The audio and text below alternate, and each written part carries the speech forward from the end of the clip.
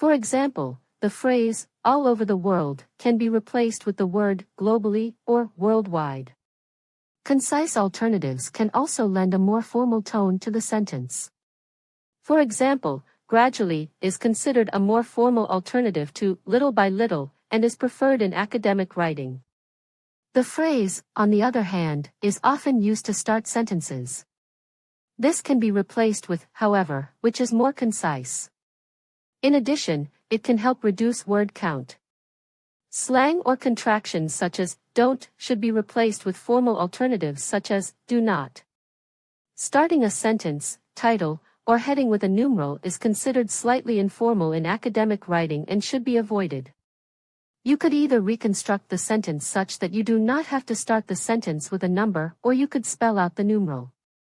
Replace 20 college students participated in this study with 20 college students participated in this study, or the participants were 20 college students. Finally, where possible, a direct verb, action, should be used instead of using a noun and verb. For example, segmentation of images was done, can be replaced with images were segmented, which is clearer and preferred in academic writing. 英文及び日本語訳は概要欄をチェック。とことんきっちりお付き合い、翻訳校閲は NAI 株式会社にお任せください。